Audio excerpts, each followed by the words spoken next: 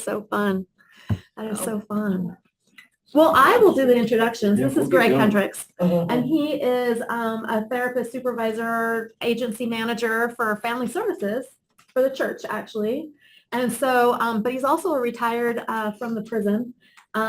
He and I have been married for 30 years, and we met at a psychiatric hospital. So you can say who was the patient and who was the therapist. And, it just depends, which way we want to play it that week. I was the adolescent substance abuse counselor, and he was the intake coordinator. And we spent a lot of time talking to each other and getting to know each other, and lo and behold, but it's fun to say we met at a psychiatric hospital. It just adds, everybody's like, that's interesting. Was it a state hospital in Provo? We were at Charter Canyon. Do you remember Charter Canyon? Yes, I do. My brother and his wife met at the state hospital. Oh, at the state hospital. They have the same running joke. Yeah. That's But ours is we're still crazy in love. crazy in love. I love it. I love it. They're so crazy in love. And I tell people when they called and asked us if we would be willing to do this, they said, well, the two of you together, and Greg has all these credentials. He's been doing this for 30 years. Well, our oldest is almost 29, and she was a baby when he graduated with his master's degree. And then I said, well, I my job primarily has always been to coach people to improve their lives. I work for adult probation and parole. So obviously the criminal population, but that's our job, is to coach them to have a better life, so it's kind of in that sense that I do what I do for work. But I also say my mother was a therapist and I married a therapist. So either I'm the most sane person you're going to know, or I'm that crazy and I needed a therapist as a mother and as a husband. So, it just, again, it kind of depends upon which day, so I said, I got lots of experience. I can, help with this presentation. So mostly it's Greg. He does this all the time with youth and church groups, and obviously, and so as you noticed, we're going to start with this. And so go ahead. Yeah, we'll start with It's Not About the Nail. This really just kind of sets really the foundation of how do we have marital resilience, and how is it that we work through a lot of these issues. And it also goes along with what Brad was just talking about, actually. So it's very applicable. All right, we'll see if and then where's our mouse?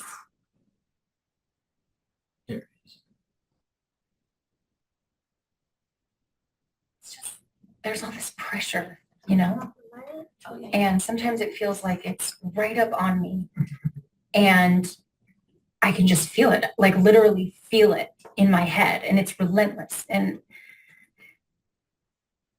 I don't know if it's going to stop. I mean, that's the thing that scares me the most, is that I don't know if it's ever going to stop.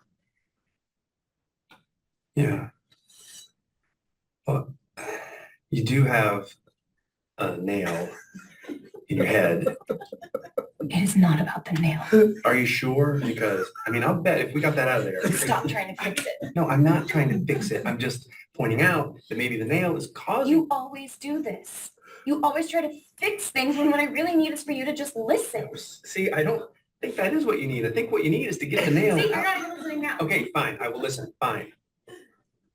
It's just, sometimes it's like, there's this achy, I don't know what it is. And I'm not sleeping very well at all. And all my sweaters are snagged. All of them. That sounds really hard. It is. Thank you. Ow! On, if you would just Don't. try to see things my way. It's a classic, right?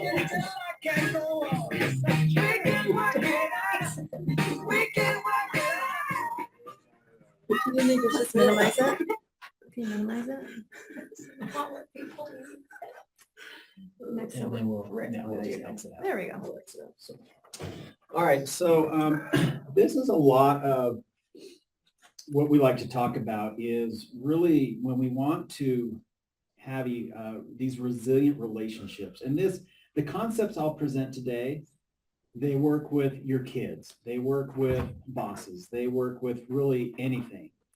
Because really if we want an emotionally resilient relationship, it's about the connection that we have. And we are all wired for connection. And when we feel disconnected, that's typically when things start falling apart. So why I really like starting out with this is we get so stuck on content. And it's a lot of, even like what Brad was talking about, getting behind the wall, right? That's a lot of what good relationships are about, is we're getting behind the wall and we're not taking things at face value. Whereas here, the husband, his heart is in the right place, right? He wants to help her. He can see, oh, my wife is in pain, so let's just fix it. And that's quite common for guys. And even with Angela and I, she'd come home and she'd start talking about work or something, and I'd put on my fix-it hat and I would just start trying to fix it. And then what did you finally tell me? In our marriage, I said to him, I said, I don't need you to be a therapist. I need you to be my husband. And then he switched and he's like, oh my gosh, I can't believe they said that to you. That's horrible. And he'd start empathizing, and going along with it, because I just wanted to be mad or uptight about something or really sad. I just wanted to feel what I was feeling. I didn't want him to fix it. I just wanted to talk out loud. And, that was my cue to him is, I don't need you to be a therapist. I just need you to be a husband, and so he would turn on oh, you're right. And then eventually he'd say, yeah, but what are you going to do about it? Sort of thing. And I'm like, oh, okay, I got to do something better than just complain. But that was, how we learned to work through, I just come right out and say, don't do that. I need you to do this. Yep. And you see her doing it here in just this quick, you're not listening. You're not, yes, I am. We just need to get that, So we get focused on content. And that's typically where we tend to feel more disconnection. But you can see, like, even in the video, when he finally starts to say, that's just so hard, right? He's validating her feelings. And when we validate, that doesn't necessarily mean I agree with you. It just means, oh, if I had a nail in my head, my sweater's got snagged. Yeah, I'd probably struggle with that too. And you can see where she wants to emotionally reconnect. And so she reaches out to him, and then they want to kiss. And then it starts all over. They get stuck right back in content. And so that's a lot of, let's hope this works. Your space bar isn't working. What's the arrows? So can I, Yes. so this shows my bend, needs bending. I watched that and I think the opposite. I think it's so obvious what we need to do is fix things. Because it seems, Well, and I think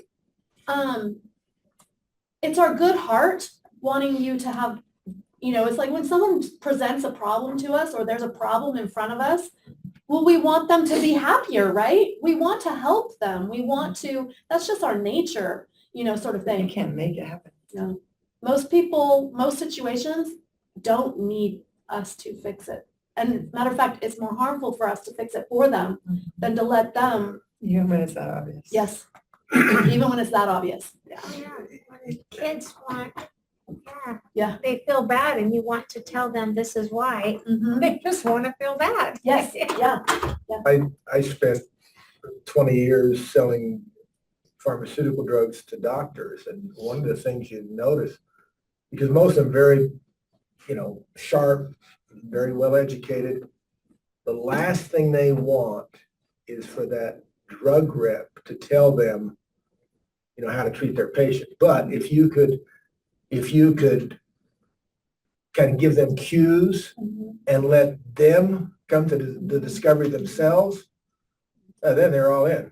They're your best friend. Are you the best guy ever? Thanks. Yes, have a wonderful drug. Yeah, wonderful data, But you had to let them, you couldn't tell them. You had to just Well, just think of being a therapist. listen, Yeah. right? Listen and, Yeah. As a therapist, yeah.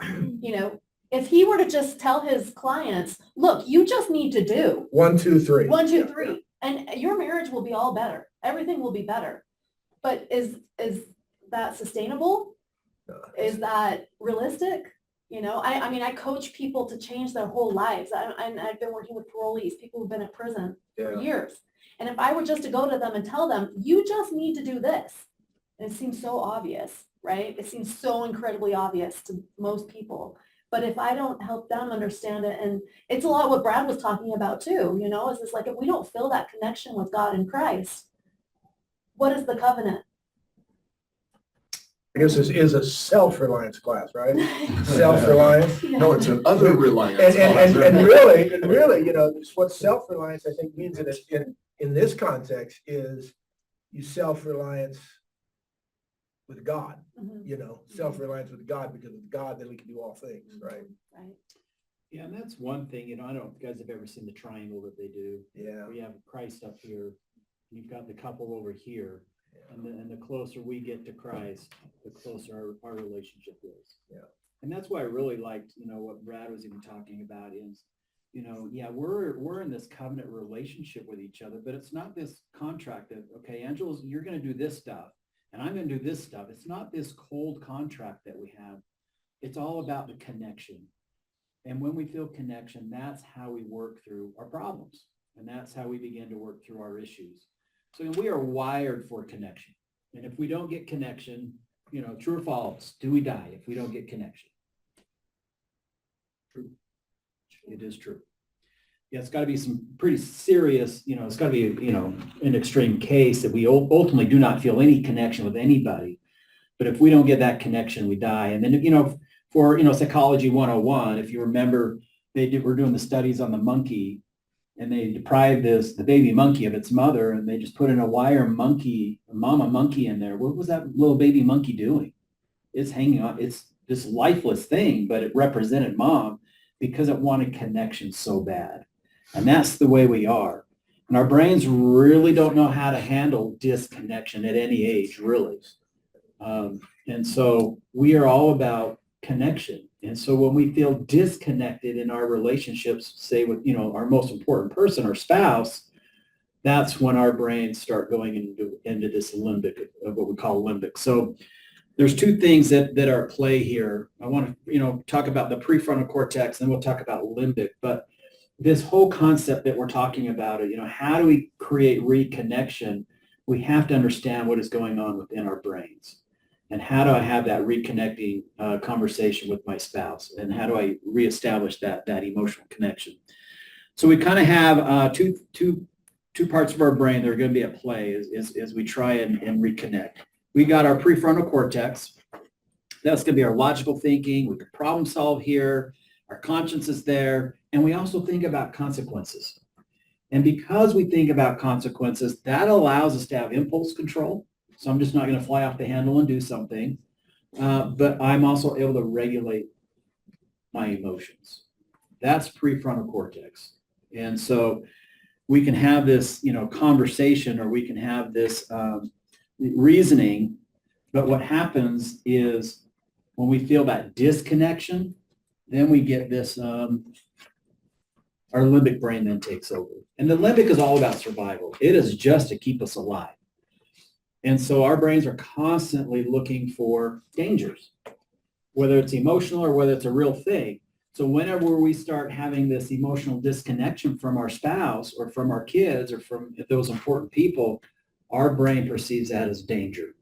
And then what we get is once that danger is perceived, cortisol, which is a stress hormone, gets excreted, and that blocks our ability to access the prefrontal cortex. Can't talk. Our brain just can't talk to that part of the brain.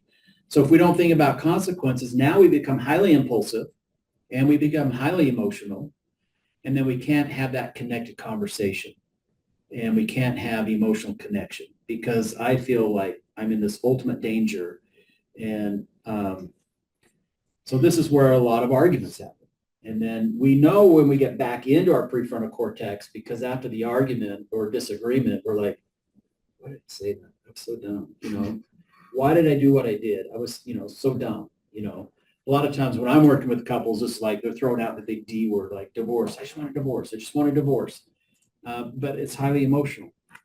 It's highly impulsive. And the quickest way when you're talking to anybody, whether it's business or relationship, to get somebody from that fight or flight, limbic's brain to the prefrontal cortex is to ask a question. Yes. Because they have to think logically to slow down. So if you're ever with somebody and you see them getting to that fight or flight mode, just ask them a question and we'll have to go back to that other brain and calm down and slow down. And Yeah, and it's very important to say, you're limbic right now, aren't you? Yeah, right? No, I'm not. You're limit. And so what we're talking about that question then, and it's really important if, to get back into the prefrontal cortex, they say it takes about 30 minutes to switch back over. So this is where I will tell couples, hey, take your time out. But when you take your time out, you are completely out of the situation. Because if Angela and I have a disagreement, and then I go into my corner because we're going to take our time out because that's what we should do, but I'm still thinking, oh man, when I get back, I'm going to tell her this. Oh, I forgot to say this. And so if I'm still running things through my head, my limbic's still on that low boil. So if we come back together after our 30 minutes, it's just round two. So we have to completely get distracted. And so whether that's going for a walk, for me personally, what I like doing is I'll start doing dishes. If I'm limbic, I will start doing dishes. Oh, I I will- now know. I need I to should put not them have into said that that. state more often. But that gets me out of it. And so we need something that completely gets us out of that. Now, when I first started doing marriage counseling, I would counsel couples that say, don't go to bed angry. Don't go to bed angry. You got to work it out, right? But now that I understand this piece of the brain, I'll say, no. If you guys need to go to bed, go to bed. If you go to angry, go to bed angry. Because in the morning, most likely what's going to happen is your limbic's going to be resting and you're going to be able to have a logical conversation. But the later it gets in the evening, the more easier it is to go limbic. You're not going to have a logical conversation. You can't. It's going to be a highly emotional, highly impulsive conversation. And then we're just going to feel more disconnection. So I just tell people, hey, if you need to take your time, if you need to go to bed angry, just get the duct tape out, do it right down the center of the bed. Just make that agreement. You cross it, I won't cross for you. So yeah, we need to be able to decompress. And then coming back to the questions that you were saying is seeking curiosity. If we come at each other with curiosity, I want to understand how you think. I want to understand what's going on with you. That helps us not to go limbic. And for whatever reason, and I think this is mostly for guys, but whenever we get asked the question why, it sends, I know when Angela asked me why, it sends me limbic.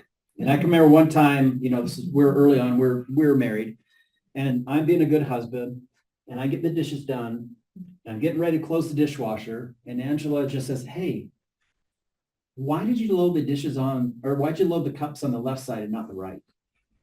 Right away, that came across as criticism. That was my filter, right? My filter saying she's being critical. I didn't do it right. So I started this attitude with her, like, well, then you do it next time. I didn't say that to her because I know not to say that to her, but that's sort of the attitude. She was picking up on that. She goes, whoa, whoa, whoa, whoa. I was just being curious. And she says, I truly want to know, do the cups get cleaner on the left side versus the right side? And it's like, oh, okay, all right, okay, I can calm down, right? But when we come at it with curiosity, it is a lot harder for us to go limbic. So it's like, I'm wondering, I'm curious. Can you help me understand? That really helps us. And then later on in a slide, I'll show, but we'll just talk about it now. However we start the conversation up, it's typically how it's going to end. So if I have a harsh startup with Angela, it's probably going to end harshly. Versus if I come at it softly, then it's most likely going to end softly. And a great way to come at that is to seek curiosity. Because one of the greatest things to get us out of limbic or to help us to stay out of limbic is if I feel heard. And if I feel heard, then I'm going to feel that reconnection. And it's just like goes back to that video. Once she felt heard, she felt that reconnection and wanted to actually physically reach out to her husband. Okay, so when we talk about emotional connection, can't read all this, but it's that safety cue for us. And it lets us know that you're there for me. It lets me know that you care, and I've got someone there. When we feel emotionally connected, that's a safe haven for us. It's that secure base. And then in our brains, we get that bonding, and then that's when oxytocin comes. And oxytocin is that bonding hormone. And there's kind of two times in our lives when oxytocin's at its highest. Obviously during birth, where mama and baby, and that's why they do a lot of skin contact after a baby is born now, because that increases oxytocin between the mom and the baby. even with dads being there, watching the birthing process will increase oxytocin. And then also during our physical intimacy, that is when oxytocin, which makes sense, right? That during that sacred moment, we feel that bonding, we feel that connection, we feel that oneness. That's the oxytocin that comes when we feel connected. And then to be emotionally connected is to be stronger, and then that helps us to be more resilient. And a secure bond is built on emotional accessibility and responsibility. And so I run a class or run a group out of family services, and it's all about hold me tight. And that's one of the resources we'll show today, but it's all Sue Johnson stuff where she really talks about, this is really how you work through marriages is to have these ARE conversations. Are you there for me? Really, that's what it is are you there for me? But the A stands for, are you giving me accessible to me? Are you going to tune to me if I reach out to you? And then the R is, will you respond to me? And then if you respond to me, then can we engage? And that's really what the ARE is all about. And then, so yeah, if I reach out, you're going to respond to me. And then we've got that emotional presence is key. And what I really like about here is it's not about perfect performance. It's just, can you tune in to me? And then as you tune into me, and, even like, when Angela's like coming back, from work and I'm sitting there trying to fix things, be her therapist, really what was she asking for? Well, she's just asking, hey, can you tune in to me? And can you, validate what I'm going through? Yeah, I don't know. How could they say that to you, Or, you work with a bunch of jerks. Oh, yeah. So now she's going to feel that connection. We talked about the cuddle hormones. And then whenever we feel that disconnection, again, that turns us into that primal panic. It really sends us into that limbic response. Yes, question. Yeah.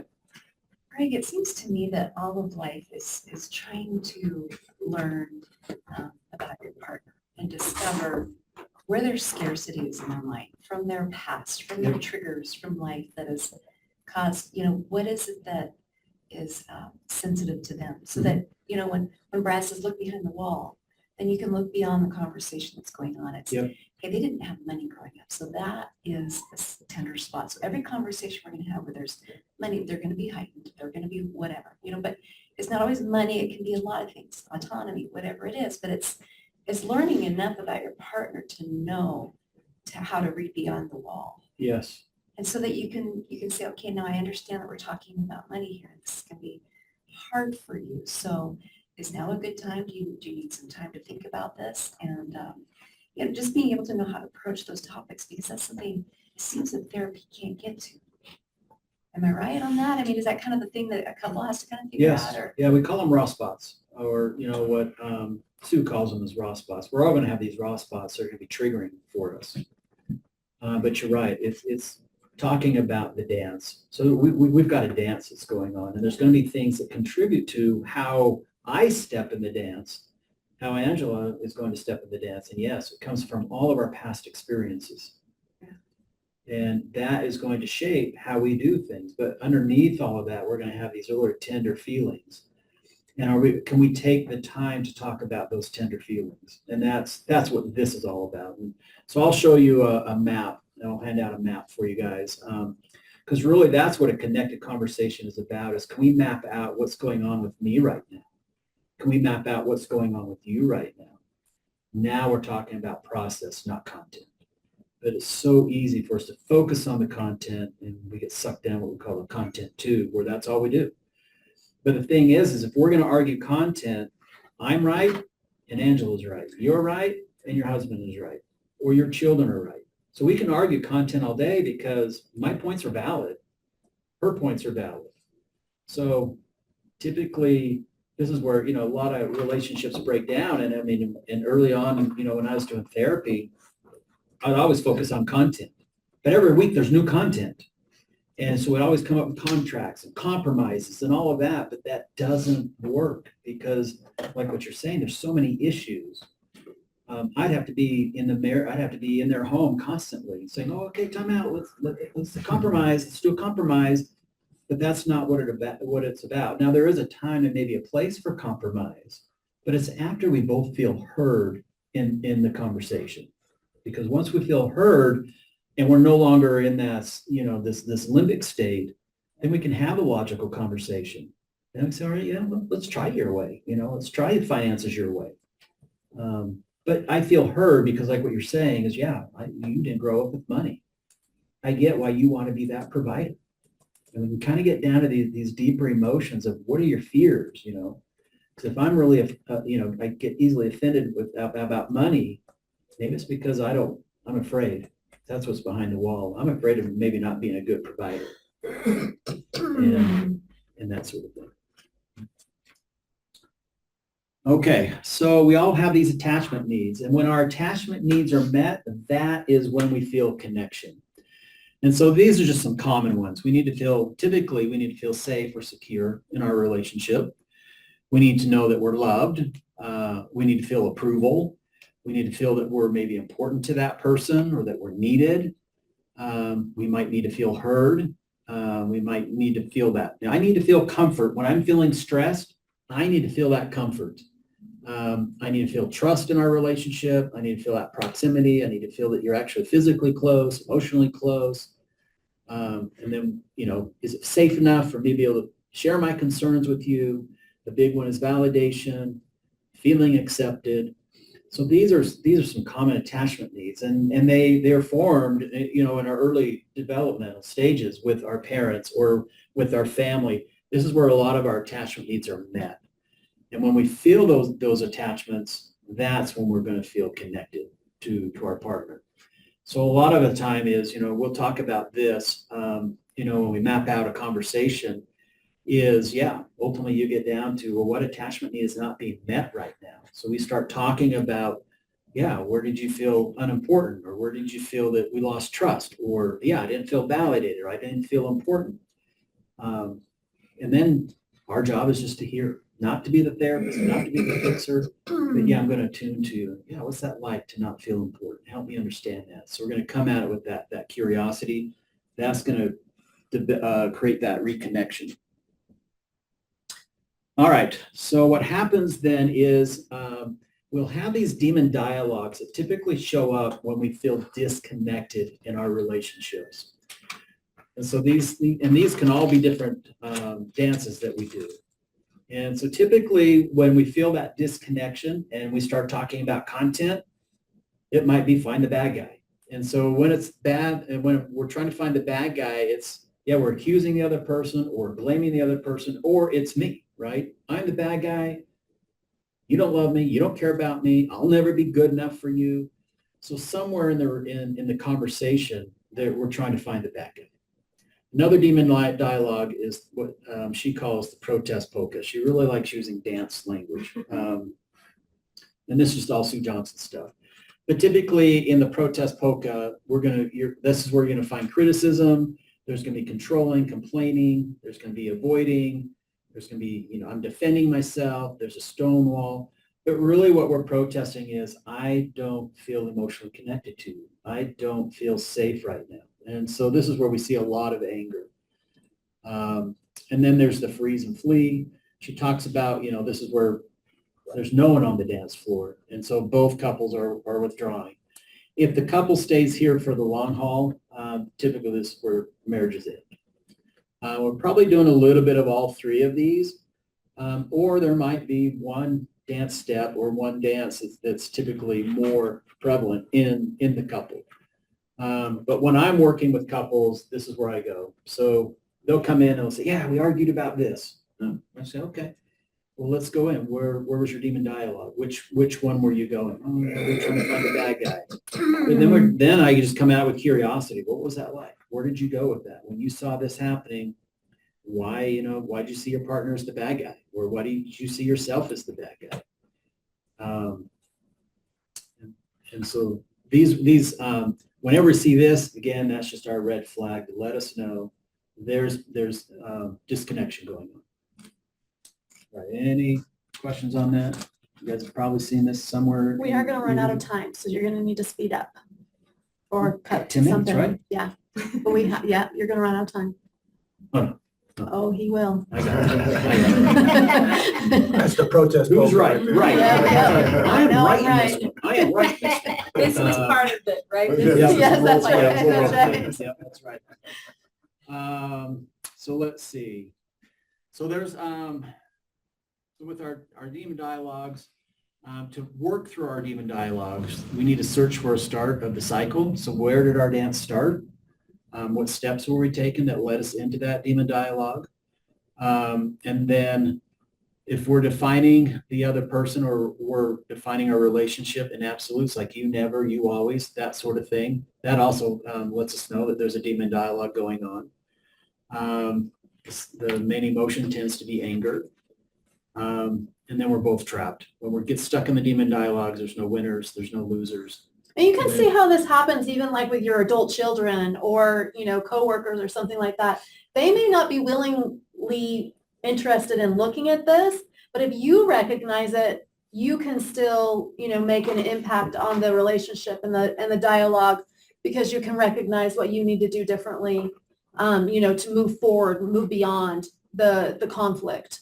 Because that's, he works with obviously, but a lot of times both the couple don't come in together. Like only one of them will come to therapy. And so it's like, how do you resolve stuff if only one of you will go, But it's like, it is possible. Just, Well, yeah, I'm working he on the almost shook marriage his head now. no. Yeah. No, if someone comes in, they want to work on the marriage, I can only work on where are you at in your demon dialogue. Right. And calling out your own moves. Right. And that's all But you I have can. no idea what the other person's going through. Right. And so that's why, yeah, we need both people there to say, hey, yeah, where are you at? And this is what I really like when we talk about the demon dialogues. And if there's no bad guy, really it's your dance, it's the bad guy. Then it's like, I have found more success because both couples are coming in and they're both feeling heard. And they're both feeling like, oh, I'm not the bad guy. But that's typically where therapy breaks down is, and I would do it like, I would side with one person or the other and it just start coming out in how I'm talking. And then one of the partners would drop out. But now that doesn't happen because there's no bad guy. It's your dance that's the bad guy. It's the dance that we need to address, not that one of you or the other is at fault. Do you have something else? Or No. you said, okay. So the thing here, we want to look at our spiral. The more you attack, the more dangerous you appear, and the more I watch my back, or the more I withdraw, the harder I hit back at you. So that would be an example of a spiral that maybe you do in the relationship. And so it's just understanding, hey, this is typically what I'm doing, and that's what we're trying to do is break down each of your steps. And again, when we're talking about the dance, we're talking about process. What's going on with us? How are we interacting? It's not about the what. And a lot of couples, when we go through this, are like, but we got to talk about the problem at some point. We're like, you're right. But if the whole conversation will change if I feel safe around you, if I feel connected to you, and I want to try and meet your attachment needs, yeah, we can talk about finances. We can talk about parenting. But it takes on a whole different, it's a whole different dance. So I'm more willing maybe to make concessions. I'm more willing to do things because like, hey, you're important to me. I want you to feel heard. And so there's a story of, this couple where they were, they started getting stuck in the content too. But anyways, it's New Year's Eve. Their daughter has, a fever. She's not feeling very well. And the husband's like, you know what? She's like, we need to call the doctor. We need to go to the ER. He's like, no, she's fine. She's fine. She's perfectly fine. So anyways, they start going down the content tube. They start talking about whether they should go to the hospital, why they shouldn't. He's arguing about points why, she'll probably just get over this. She's talking about how serious it is. And then they caught themselves. And they're like, oh, we're starting to go down that, aren't we? And so they had a name for their dance. They called it, I think it's called the vortex. And so like, oh, we're going down our vortex again, aren't we? So they were able to stop what they were doing. And then he was able to attune to her. And he would start saying, wow, you're really worried about our daughter, aren't you? Yeah, I'm really worried about her. He's like, well, okay, well then let's just go. I guess we could be set, maybe there is something more dangerous here going on. So anyways, they go to the doctor and, they find out, she eventually she was fine. but it was all about how are we now interacting versus they could have argued content all night. And then, she might have stormed off, oh, I'm taking the baby anyway. And he said, fine, you go. But no, they were able to stop their dance right when they did. So they started talking about the process of where each of them were at. And so this is the dance. And so I've got these handouts here. You can take more. I thought we'd have way more people here, but I will take people through a conversation like this. So when they come into a session and they've had an argument over something, it's like, well, okay, well, let's just diagram this out. Let's process this out. So typically in an argument or a disagreement, P stands for pursuer or withdrawer. And so typically you're going to have someone that's pursuing, and you have someone that's like backing off, just saying, hey, you're too much, this is too scary. Or you could have two withdrawers, or you could have two pursuers. If you have two pursuers, typically it's just, a knockdown, drag out fight. But you're both pursuing in this situation. So I have them identify who pursued and who did the withdrawal. But again, we all got these stories. And so we're going to see certain behaviors. And so it's like, yeah, when you came home and you start talking about, the baby needing going to the doctor, my perception was, as you're saying that maybe I'm not a good enough provider, or as I was worried that I was maybe not a good enough provider because we can't afford to go to the doctor. We can't afford to do whatever. Or my perception was you're really trying to tell me that I'm not a good dad. And so we'll come down to our secondary emotions, where it was anger, fear, and then we'll get down to these primary emotions of, yeah, I was fearful of, I'd lose your approval, I'd lose your acceptance. And so I got really defensive about it. And then I'll have them talk about their attachment needs, which attachment needs were not being met, and that what created our disconnection. And so for us to be able to do this, be able to talk about the dance, we have to feel safe so that we can become vulnerable. Because really, it's all about that vulnerability. And if we don't have that safe base in our relationships, I'm not going to get vulnerable with you. I'm not going to talk about what my inner feelings are. I'm going to talk to you about my fears of maybe not being a good enough provider, or being a good enough dad, or even being a good husband, or I'm afraid that I might lose your approval. I can't go there if we haven't built that vulnerability and that safety. And a lot of times I have to do that with my couples. We have to start with something real simple. Can you risk at least this? So we find things that they can risk. And it's about training. Can I attune to you? So when you come to me about something, we're not going to get into content. I need to come out with curiosity. Help me understand this. Tell me more. What has this been like for you? Because now that's going to feel safe, and we'll pick less risky things for them to be able to talk about. Any questions on this? So that's basically the dance.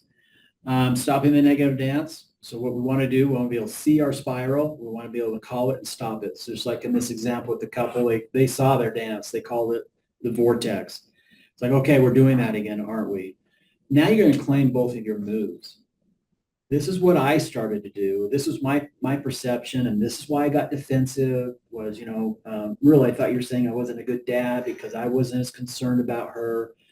And so this is why I got defensive. This is why, kind of stuck in my heels and said, no, we don't need to go to the doctor. And then we're going to claim our softer raw spot emotions. This kind of goes back to what you were talking about, getting behind that wall. I'm going to talk about, growing up, I was always told that I wasn't good enough. I was always told that I would never amount to anything. And so that's my raw spot. So whenever I start perceiving that, this is why I get defensive, or this is why I dig in my heels the way I do. And then this is where we also can own how I shape my partner's feelings and how do I pull them into the dance? Because there might be certain ways of, like, for example, if I don't feel like I'm good enough, how I might influence my partner is I might say, well, I'll never be good enough for you, in hopes that maybe she'll rescue me, or hopes that maybe she'll say, oh, you know what, you're okay, you're not that bad, because then that just changes the whole dance, right? But that's where I'm owning that, and that's why if we can come to this concept, there's no bad guy, then I can own my own feelings. I can own how I might be pulling my partner into the dance. And so the example they here, I turn away and you get scared. And then we'll supportively share our softer emotions because again, that safety is there. And then we find an exit. And this is where we're going to comfort each other. And in the beginning of the movie, you see where that was for her or for him, was he's like, yeah, that must be hard. And then she's like, yeah. And then she can go on. And so that's their exit. He's comforting her. And then what that does, that helps us to recreate that secure base. Okay, we went through this. We tried to help each other feel heard. We talked about our attachment needs. Yeah, that's going to create that secure base over time so that over time you then can begin to get down to these really deeper emotions. And then, yeah, we talked about, how the beginning shapes the ending. So soft startup, it's going to be a soft ending. If we have a harsh startup, then we're going to have a harsh ending. Okay, and then so here's some resources. So the church has the Strengthening Marriages and Families. So that's a church manual that comes, that is actually under Family Services. That comes under our umbrella. And then also within Family Services, we offer individual counseling, couple counseling, but then most of our agencies are holding that Hold Me Tight group. And that's like an 8-week group, but that's where we go through these 7 different conversations of how do we recreate this emotional connection. And that's the whole base. We're talking about the dance. We're not talking about the content.